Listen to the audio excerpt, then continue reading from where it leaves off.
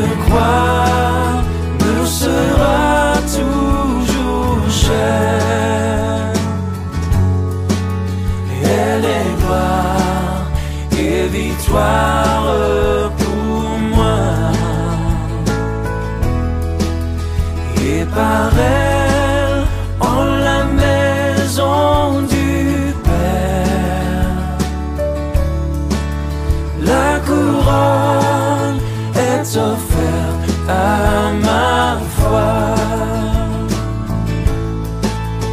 Et par elle, en la maison du Père,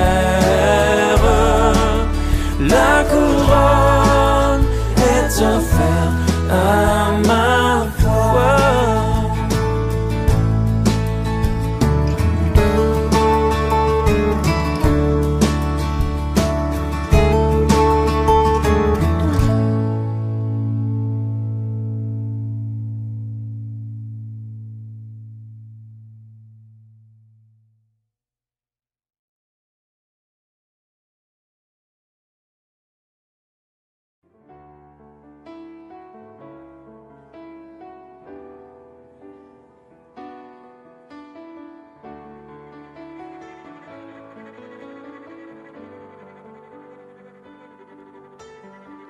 Lumière du monde, venue dans l'obscurité, tu m'ouvres les yeux et je vois tant de beauté que mon cœur ému t'adore. Je sais que ma vie est en toi. Et me voici pour louer, me voici à tes pieds, me voici pour dire tu es mon Dieu, car tout en toi est beauté, tout en toi est grandeur, tout en toi est merveille pour moi. Roi éternel, élevé au-dessus de tout, ta gloire resplendit dans le ciel.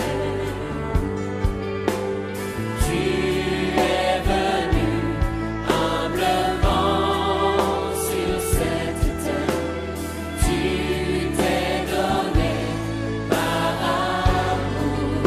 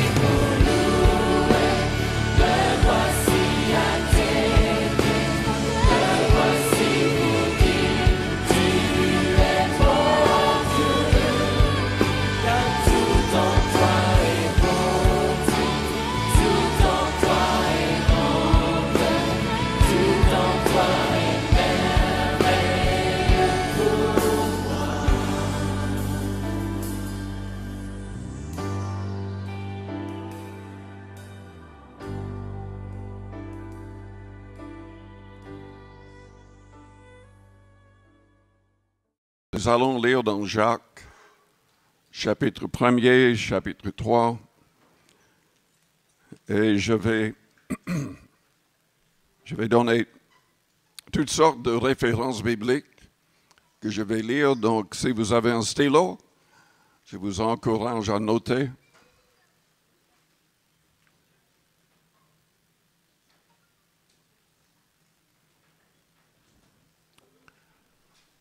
Est-ce que vous avez envie d'être un gagneur d'âme? Une vraie source de bénédiction pour les autres? Une source de guérison et de vie?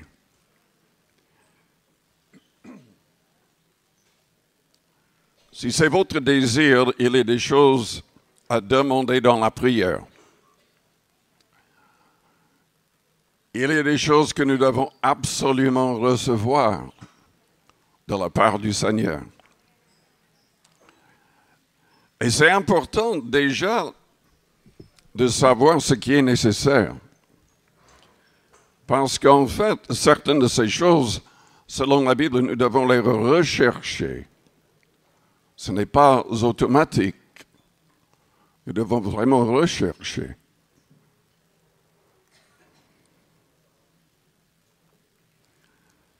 Peut-être en premier, ce dont nous avons besoin, c'est de la sagesse.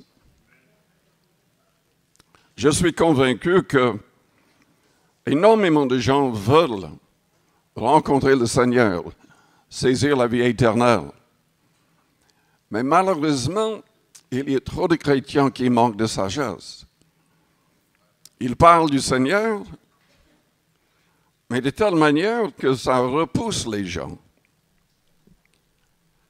Nous avons vraiment besoin de sagesse afin d'être efficaces. Dans Jacques, chapitre 1er, nous lisons au verset 5, « Si quelqu'un d'entre vous manque de sagesse, qu'il la demande à Dieu. » Moi, je vous dis déjà tout de suite que nous manquons tous de sagesse et que nous avons besoin de demander à Dieu de nous aider en nous donnant une sagesse divine qui vient du Saint-Esprit même. Si quelqu'un d'entre vous manque de sagesse, qu'il la demande à Dieu, qui donne à tous simplement et sans reproche, et elle lui sera donnée. Mais qu'il la demande avec foi, sans douter. Car celui qui doute est semblable au flot de la mer, agité par le vent et poussé de côté et d'autre. Qu'un tel homme ne s'imagine pas qu'il recevra quelque chose de la part du Seigneur. C'est un homme irrésolu, inconstant dans toutes ses voies. Nous avons surtout besoin de la douceur de la sagesse. Je ne vais pas prendre le temps de lire tout le chapitre 3, mais je vous encourage à le lire dans une attitude d'humilité chez vous.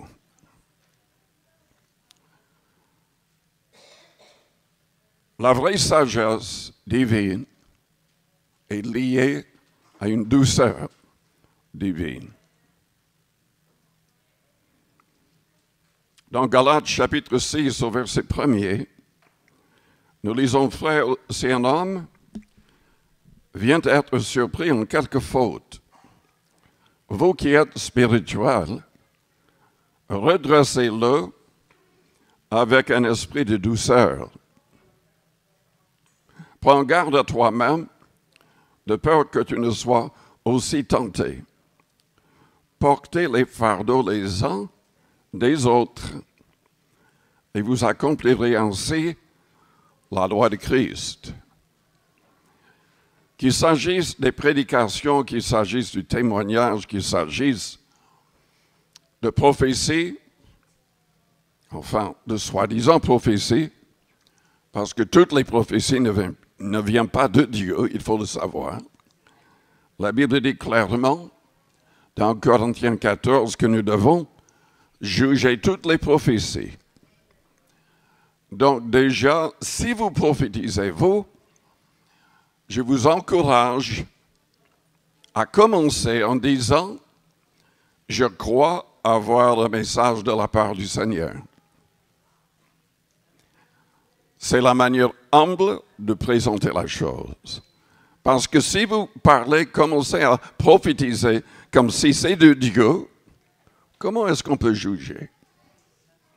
Il y a quelque chose qui ne va pas dans cette approche. Il faut être humble. Mais il faut surtout cette douceur de la sagesse.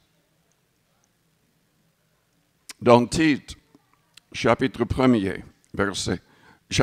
verset 1er, rappelle-leur d'être soumis aux magistrats et aux autorités, d'obéir, d'être prêt à toute bonne œuvre, de médire de personne, d'être pacifique, modéré, plein de douceur envers tous les hommes.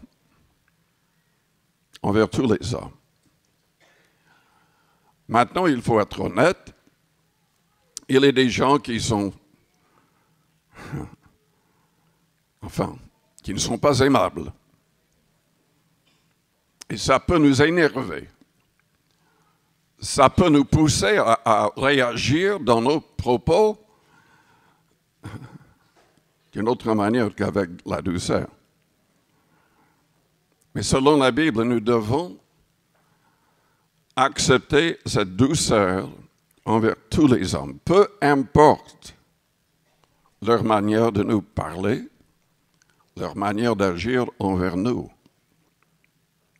Dans Éphésiens chapitre 4, verset 1er, je vous exhorte donc, moi, le prisonnier dans le Seigneur, à marcher d'une manière digne de la vocation qui vous a été adressée, en toute humilité et douceur, avec patience, vous supportant les uns les autres avec charité, vous efforçant de conserver l'unité de l'esprit par le lien de la paix. Dans les Proverbes, au chapitre 16, verset 21, celui qui est sage de cœur est appelé intelligent, et la douceur des lèvres augmente le savoir. La sagesse est une source de vie pour celui qui la possède. 2 Timothée 4. Je t'en conjure devant Dieu et devant Jésus-Christ, qui doit juger les vivants et les morts, et au nom de son apparition et de son royaume, prêche la parole, insiste en toute occasion, favorable ou non, reprend, censure, exhorte, mais avec toute douceur et en instruisant. Il y a des gens qui sont peut-être prédicateurs ou pas du tout prédicateurs, qui sont prêts à reprendre, censurer, mais oubliant que la Bible dit qu'il faut le faire avec douceur. Car il viendra un temps où les hommes ne supporteront pas la saine doctrine, mais ayant la démangeaison d'entendre des choses agréables, ils se donneront une foule de docteurs, selon leur propre désir, détourneront l'oreille de la vérité et se tourneront vers les fables. Mais toi, sois sobre en toutes choses, supporte les souffrances, fais l'œuvre d'un évangéliste, remplis bien ton ministère. Dans Jacques 3, au verset 13, lequel d'entre vous est sage et intelligent, qu'il montre ses œuvres par une bonne conduite avec la douceur de la sagesse. Et si vous avez dans votre cœur un zèle amer et un esprit de dispute, ne vous glorifiez pas et ne mentez pas contre la vérité. Cette sagesse n'est point celle qui vient d'en haut, mais elle est terrestre, charnelle, diabolique. Est-ce que vous vous rendez compte, selon la Bible, les chrétiens qui ne reçoivent pas cette douceur de la sagesse, peuvent parler de telle manière, tout en voulant aider les gens, mais en fait, c'est diabolique. Et ça va repousser les gens. Car là où il y a un zèle amer et un esprit de dispute, il y a du désordre et toutes sortes de mauvaises actions. La sagesse d'en haut est premièrement pure, ensuite pacifique, modérée, conciliante, pleine de miséricorde et de bons fruits, exempte de duplicité, d'hypocrisie. Le fruit de la justice est semé dans la paix par ceux qui recherchent la paix. Dans 2 Timothée, chapitre 3, verset 1er, au verset 10 plutôt. Pour toi, tu as suivi de près mon enseignement, ma conduite, mes résolutions, ma foi, ma douceur, ma charité, ma constance, mes persécutions, mes souffrances. À quelle souffrance n'ai-je pas été exposé à Antioche, à Icône, à Lystre? Quelle persécution n'ai-je pas supportée? Et le Seigneur m'a délivré de toutes. Or, tous ceux qui veulent vivre pieusement en Jésus-Christ seront persécutés. Il faudrait nous armer avec cette pensée, avec cette réalité. La vraie vie chrétienne sera difficile si nous voulons vraiment impacter notre monde, si nous voulons vraiment gagner des âmes. Il y aura une opposition terrible. Donc nous devons vraiment accepter cette douceur de la sagesse, sinon nous allons réagir tout le temps comme des païens.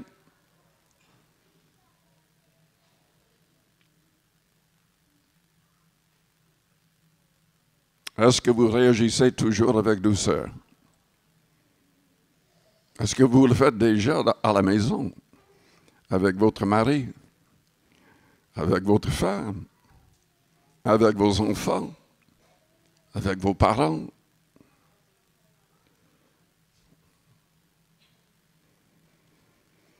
Un Thessaloniciens, chapitre 2, verset 7.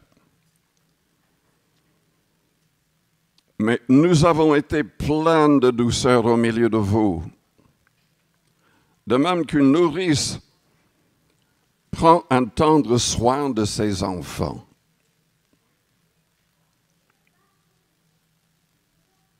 Nous avons été pleins de douceur au milieu de vous, de même qu'une nourrice prend un tendre soin de ses enfants. Ça vaut la peine d'examiner Paul parce qu'il a été utilisé pour gagner énormément d'âmes. 1 Timothée 6, verset 9.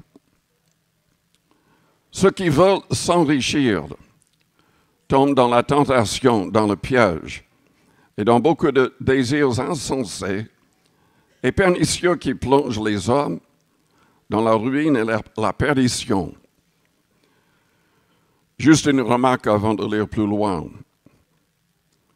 Il s'agit de ceux qui veulent s'enrichir personnellement. La Bible nous pousse à travailler bien avec nos mains afin de prospérer pour avoir de quoi donner à celui qui en a besoin. Éphésiens 4, verset 28. Mais si notre désir, c'est simplement de nous enrichir, ce n'est pas bon. Ce n'est pas bon. Car l'amour de l'argent est une racine de tous les maux. Et quelques-uns, en étant possédés, se sont égarés loin de la foi et se sont jetés eux-mêmes dans bien des tourments. Pour toi, homme de Dieu, fuis ces choses et recherche la justice, la piété, la foi, la charité, la patience, la douceur. Il lui a dit, recherche ces choses. Parce qu'en fait, normalement, en grandissant, on n'est pas très doux. Si quelqu'un nous frappe, si quelqu'un nous insulte,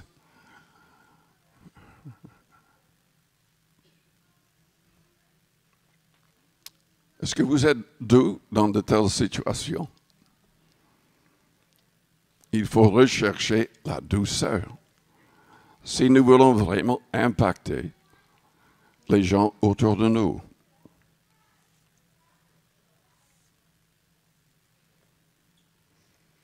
Donc, nous devrions demander la sagesse. Nous devrions demander la douceur de la sagesse. Et nous devrions demander à Dieu de nous aider à aimer sincèrement tous les hommes. Déjà, nous constatons dans les églises parfois un manque d'amour, de querelles entre quelques-uns. Heureusement que ce n'est pas le cas chez nous. Mais je l'ai constaté dans d'autres églises.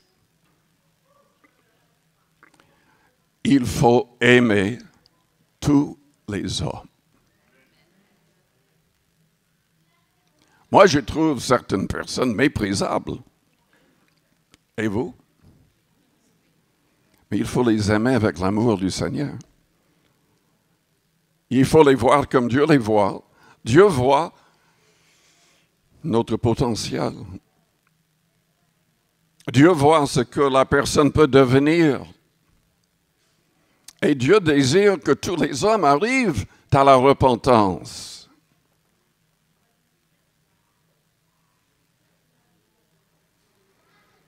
Nous devrions aimer tous les hommes de la même manière. Je ne vais pas prendre le temps de le lire, mais dans Jacques 2, il y a tout un chapitre qui en parle. Il y avait apparemment dans les églises que Jacques connaissait, des gens qui, en voyant un riche arriver, faisaient tout pour lui donner une première place, s'occuper de cette personne, mais dans son cœur, éviter le pauvre, mépriser le pauvre. Et Jacques souligne le fait que nous devons aimer tous de la même manière. Nous devrions comprendre que les gens soient simples, même peut-être retardés ou très intelligents, nous devons nous occuper de tous de la même manière, en tout cas avec le même amour.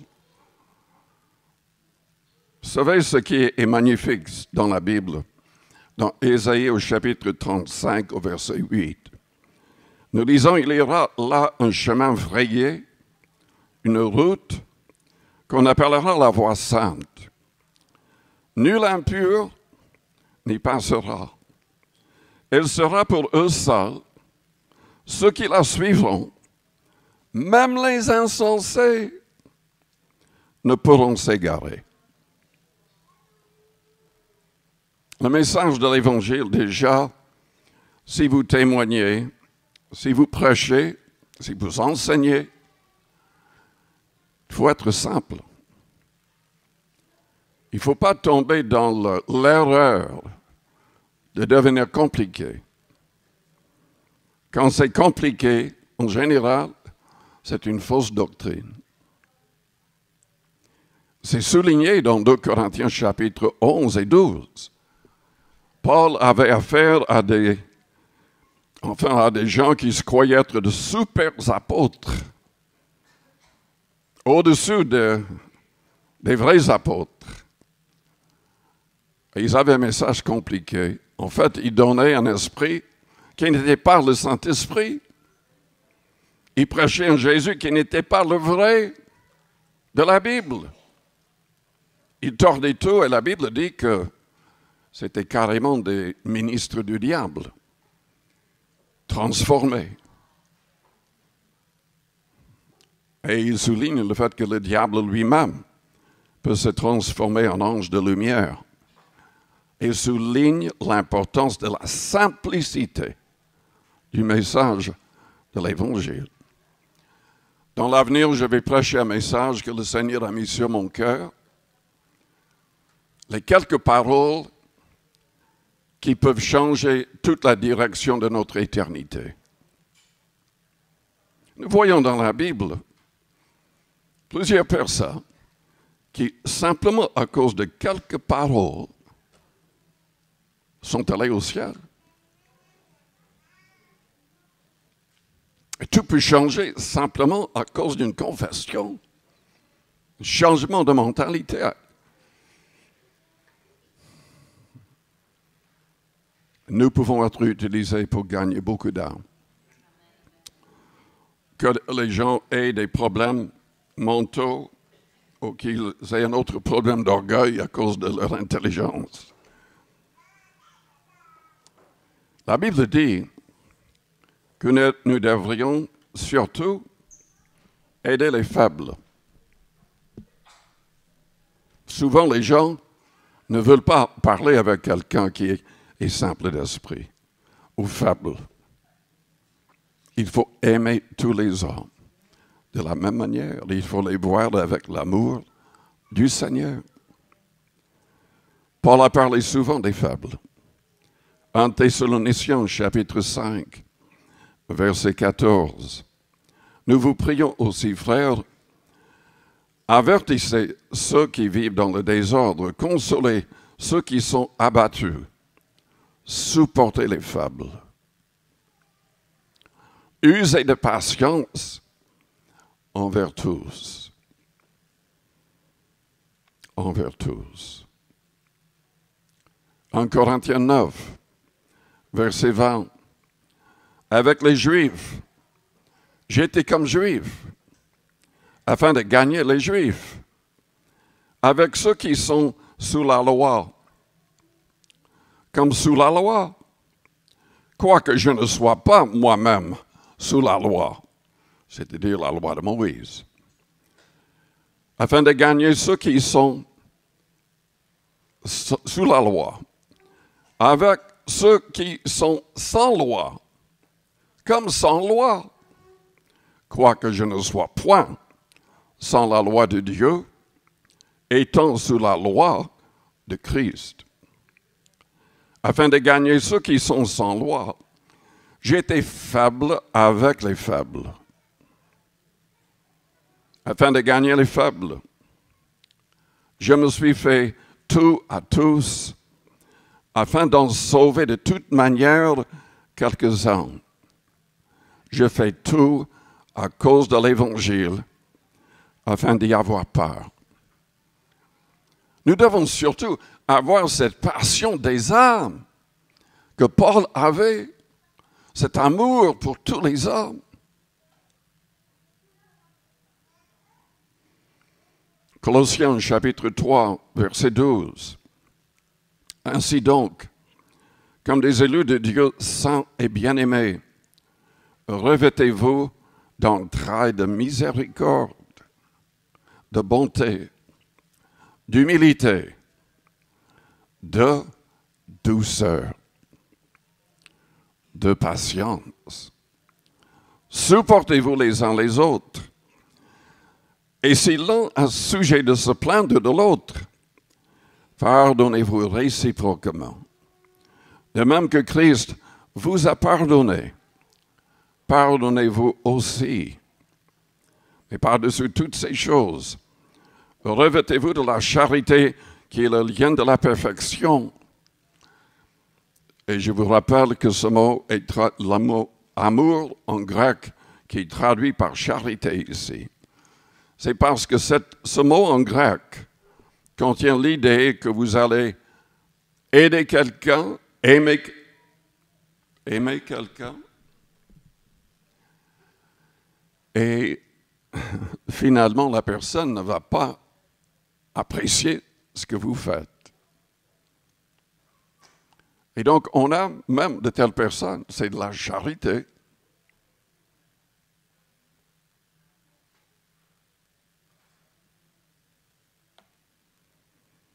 Romains chapitre 14, verset 1er. Faites accueil à celui qui est faible dans la foi et ne discutez pas sur les opinions. Il y a certains sujets, c'est préférable de les éviter. En tout cas, pendant un temps. Souvent, les gens qui se convertissent pour la première fois, et même avant de venir, ils développent des préjugés personnels. Ils ont déjà leur idée de ce que Dieu veut, de ce que la Bible enseigne. Ce n'est pas du tout le cas. Et parfois, ils lisent la Bible, ils lisent mal, comprennent mal, et commencent à juger toutes les églises, tous les chrétiens. Et en fait, c'est parce qu'eux-mêmes sont faibles dans la foi. Il faut accueillir de telles personnes et ne pas trop entrer dans de grandes discussions à l'égard des opinions. Il faut surtout accepter de les aimer. Amen.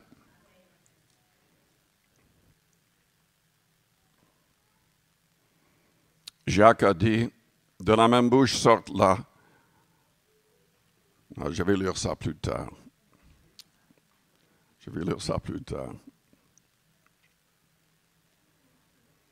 Nous devrions demander donc que Dieu nous aide à aimer tous les hommes, pleinement, sincèrement, de la même manière.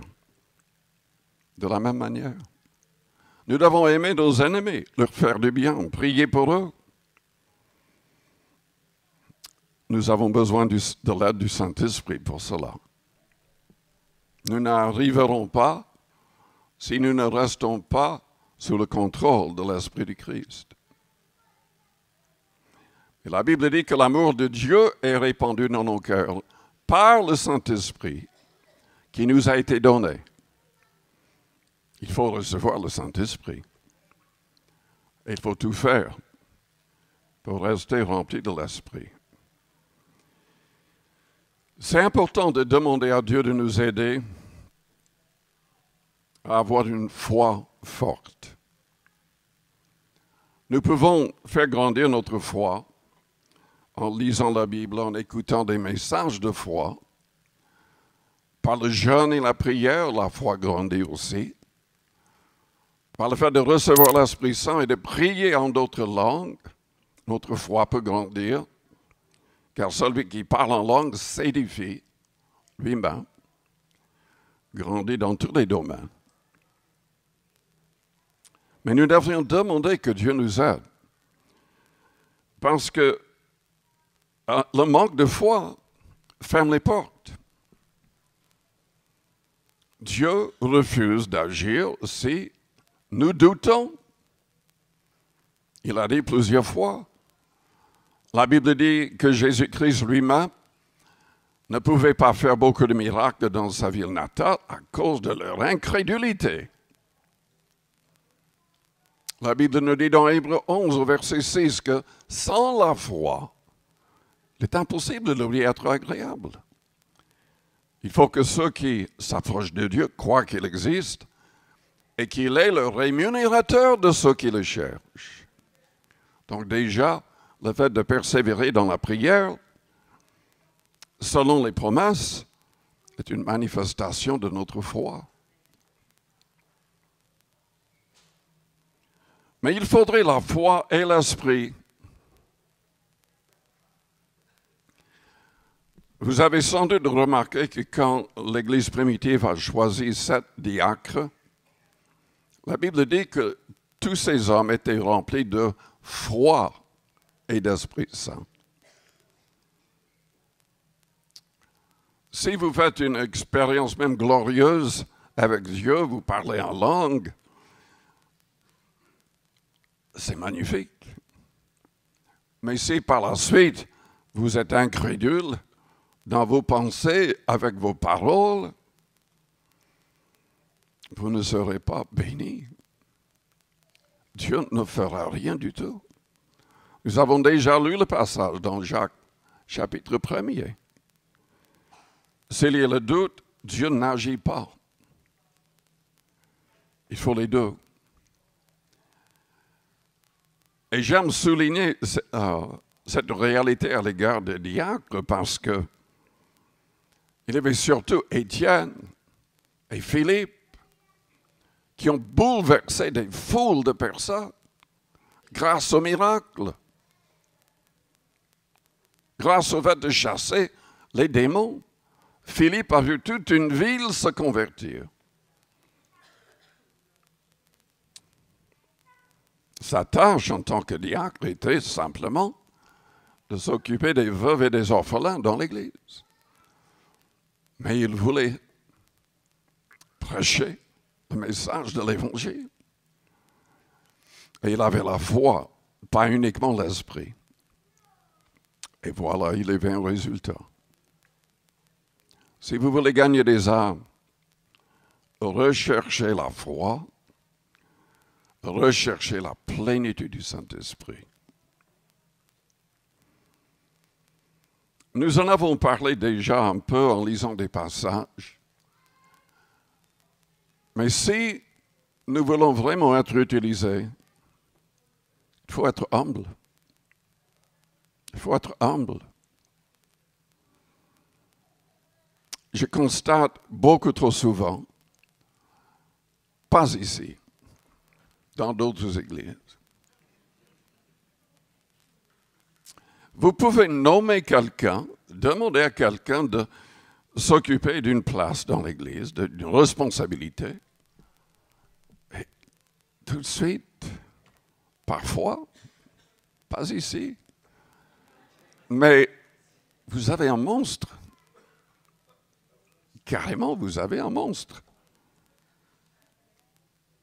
qui se croit être le centre de l'univers, la personne la plus importante dans l'Église. Et il y a malheureusement des pasteurs comme ça. Terrible. Lisez la 3e lettre de Jean.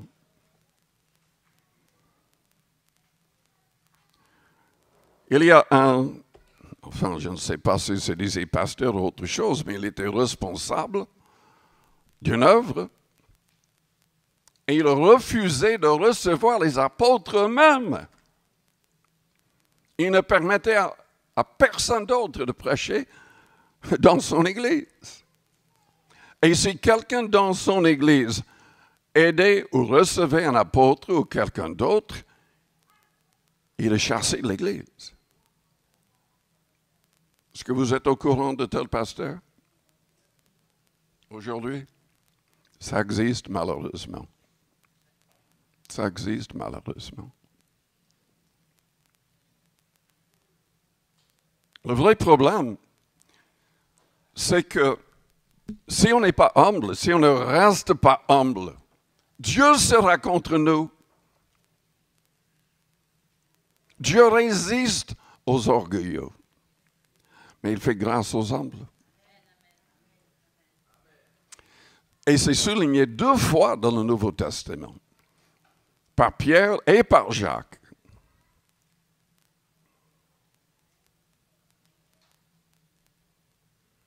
Dans Galates 6, au verset 3, « Si quelqu'un pense être quelque chose, quoiqu'il ne soit rien, il s'abuse lui-même.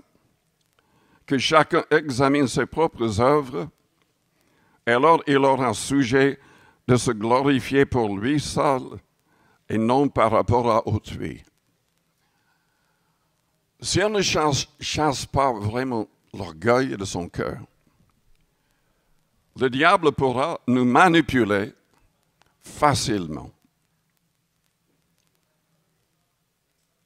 Le diable nous pousse à être orgueilleux, à être rebelle. Et lui-même, il a perdu sa place au ciel à cause de son orgueil.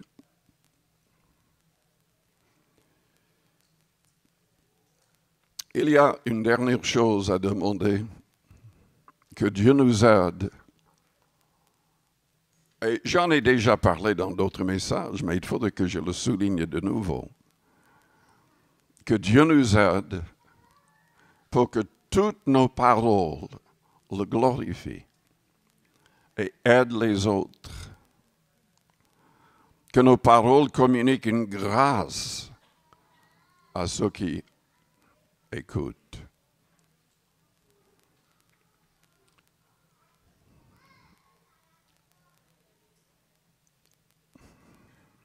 Jacques 3, verset 10. De la même bouche sortent la bénédiction et la malédiction. Il ne faut pas, mes frères, qu'il en soit ainsi.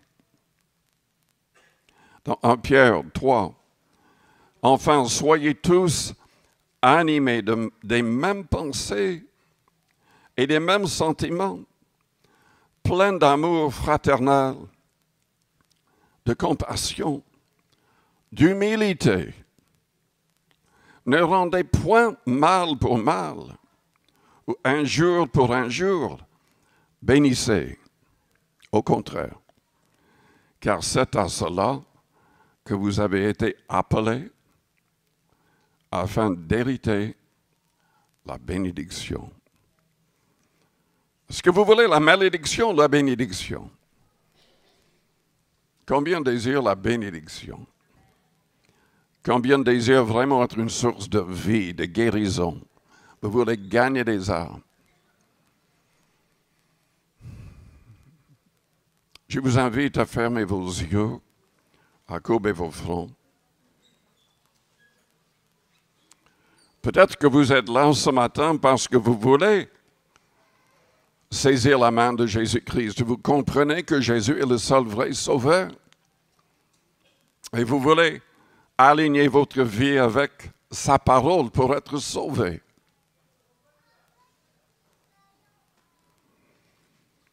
Si c'est votre désir de devenir un vrai disciple du Christ, vous voulez le confesser, vous voulez faire tout ce qu'il vous demande de faire, je voudrais prier pour vous.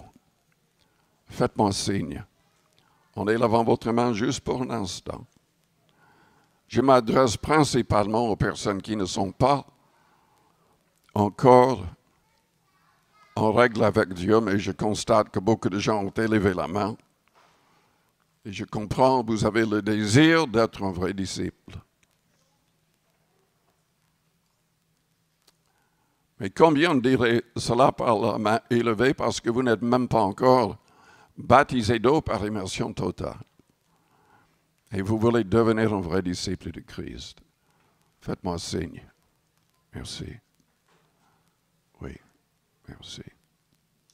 Amen. Plusieurs personnes. Suivez les cours de baptême. C'est après le culte, à l'entrée à 14 heures. Père Céleste, nous prions pour toutes les personnes qui viennent d'élever la main. Tu connais leurs difficultés. Tu vois les choses qu'elles doivent abandonner. Et peut-être qu'elles ont du mal à abandonner certaines choses. Délivre-les. Change leur cœur par ton Esprit Saint. Que le péché soit chassé de toutes leurs pensées, de toutes leurs paroles, de leurs actions, de leurs réactions. Je vous invite à répéter une prière après moi. Que toute l'Église répète cette prière pour aider les personnes qui ont élevé la main. Père Céleste, je me confie en toi. Tu n'as pas épargné ton propre Fils. Tu l'as livré pour nous tous. Seigneur Jésus, tu as accepté de mourir à notre place. Tu étais sans péché, tu es mort pour mes péchés.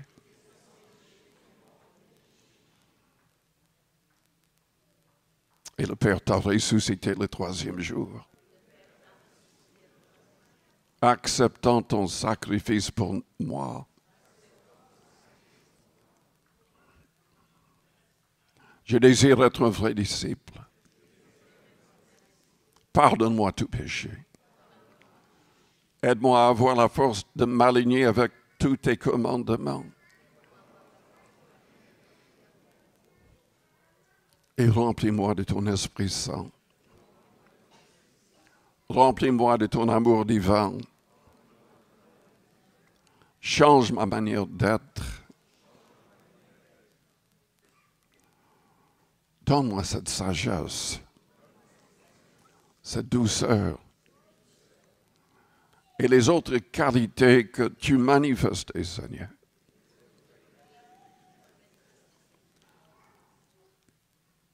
Change-moi entièrement.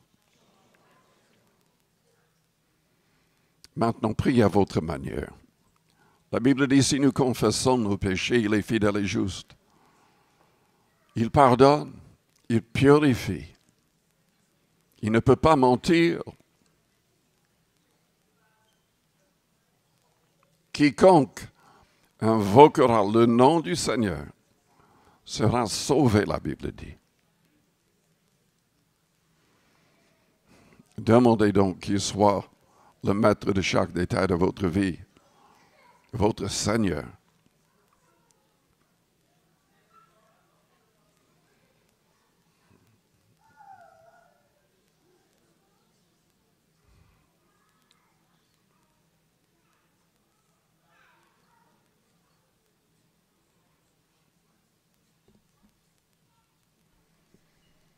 Si vous êtes malade physiquement et vous croyez que Jésus peut vous guérir, élevez vos deux mains vers le ciel.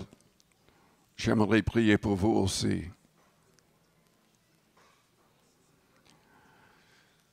Père Céleste, tu connais, tu vois nos faiblesses.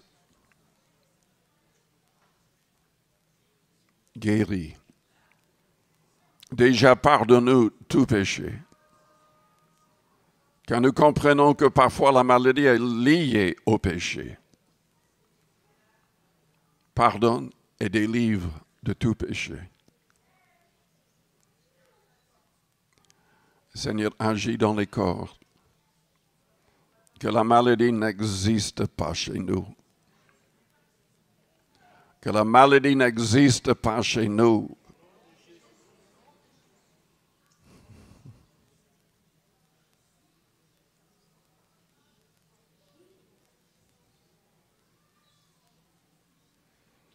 Remercions le Seigneur par la foi.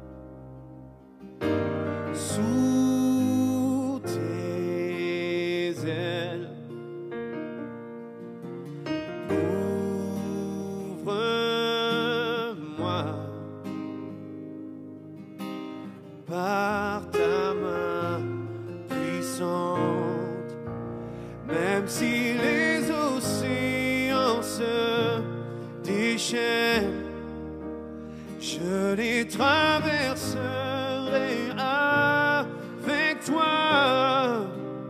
Père, tu domines les tempêtes. Je suis tranquille car tu es là. Je suis tranquille car tu es là. Oh, alléluia. En Jésus seul, je me confie. Il me donne force, calme et puissance. Même si les océans se déchaînent, je les traverserai avec toi. Père, tu domines les tempêtes. Je suis tranquille car tu es là. Je suis tranquille car tu es. Même si les océans se déchaînent, je les traverserai avec toi. Père, tu domines les tempêtes. Je suis tranquille car tu es là. Je suis tranquille car tu es là. Chantons, abrite-moi sous tes ailes, Seigneur. Alléluia. Abrite-moi sous tes ailes. Couvre-moi par ta main puissante.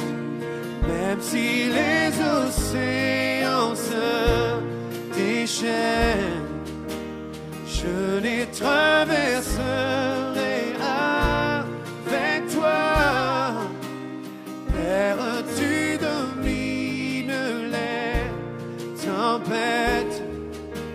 Je suis tranquille car tu es là. Je suis tranquille car tu es là.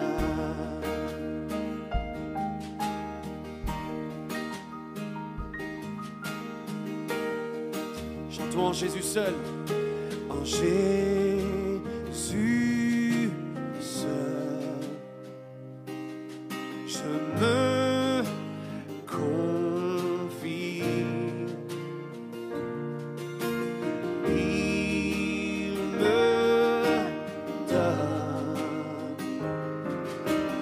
force, calme et puissance. Et même si les océans se déchaînent, je les traverserai avec toi. Père, tu domines les tempêtes. Je suis tranquille car tu es là. Je suis tranquille car tu es là. Même si les océans se déchaînent, je les traverserai avec toi. Père, tu domines les tempêtes. Je suis tranquille car tu es là. Je suis tranquille car tu es là. Et même si les océans se déchaînent, je les traverserai avec toi. Père, tu domines les tempêtes.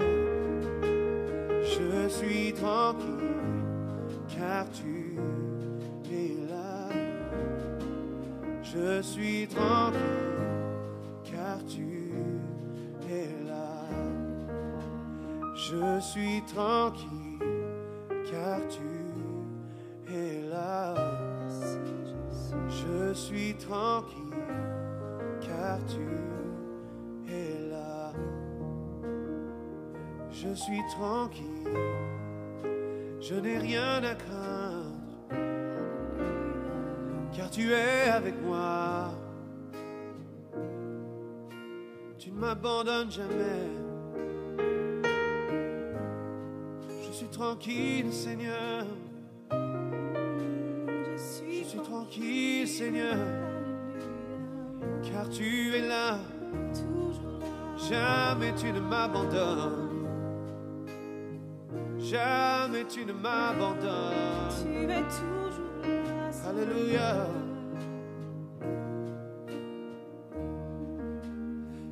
Même si les océans se déchaînent, je les traverserai avec toi. Père, tu domines les tempêtes. Je suis tranquille, car tu es là. Je suis tranquille, car tu